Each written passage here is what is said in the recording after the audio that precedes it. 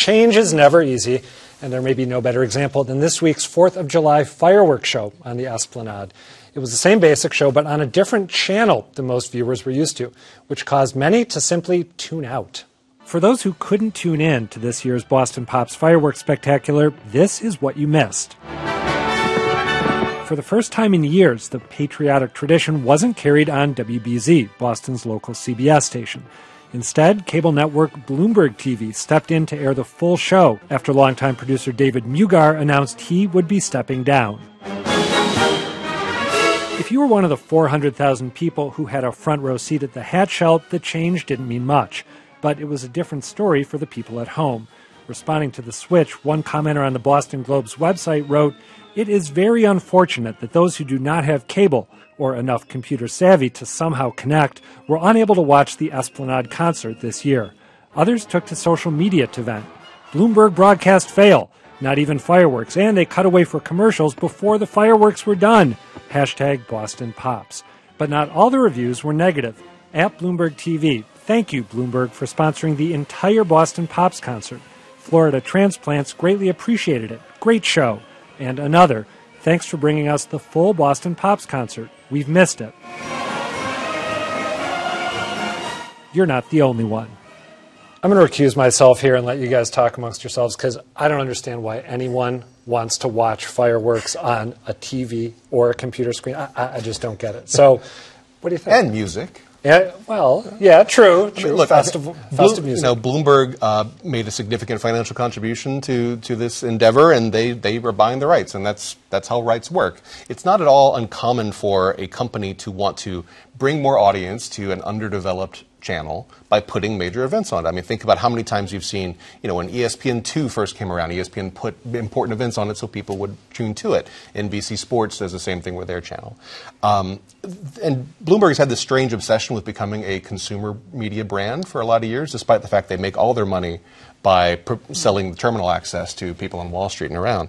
But I think this is also a piece of, this is on one hand a Boston event, but it's also a national event that has that sort of split in profile. And I think this shift from hearing a local tone and going to someone in New York City probably rubbed some people the wrong way. I think that is exactly the point, but I see it in a different way. And that is because the local sponsors really paid attention to the local people. So it didn't mean that people from other parts of the country didn't find a way to see it. It meant it had a Boston feel to it. And that what the real story here is, and it's an ongoing one, and it's a scary one, if you're talking about civic activities like this, is that the people that felt it was the corporations, that felt that it was part of their responsibility as citizens to pay for this and to support this, no longer exists. And there are all these people making all this money in these companies, but they don't feel that civic connection. Shirley Leong, one of our contributors, has written about this extensively. I've seen it happening in other ways, not just here at the Pops. And so when you don't have that, then you do with it as you will. So if we want to put it, and it makes sense for them, we're going to make the best use of our money. We'll put it on Bloomberg. Oh, we don't get that it's a whole Boston thing, civic thing for local corporations. There's the story, and that piece of the story is not going away. Callie has absolutely nailed it. So I will add, I thought Bloomberg did a nice job with it. We watched the last hour. You may remember that last year, CBS, the national, not WBZ, but CBS National, mangled the 1812 Overture. It was presented in full this year. It was very nice. What's too bad for people who really wanted to watch it is not only did you have to have cable, but not everybody with cable could get it either. So that was kind of too bad. But what about the computer options? I mean, that's why I propose a public service project for every high school in Massachusetts and all of New England.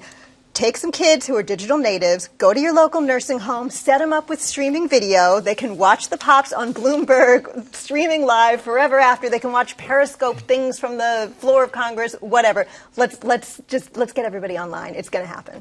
I love that high-minded proposal. Before we wrap this up, Dan, you watched a little bit of it. Got to do a quick poll here. Did any of you? No, I'm not. I'm with you. I'm not a fireworks on TV person. I, like you, do not watch fireworks on television. All right. But I get why and what it means. I really do. We recorded yeah. it. We saw fireworks live the 4th of July and then watched it on TV on the 5th of July. Wow, you liked it that much? Oh, You saw, man, okay. yeah. And I've always enjoyed the excerpts and the local touches to it, I have to say. Yeah, well, now I feel like kind of a jerk. Yeah.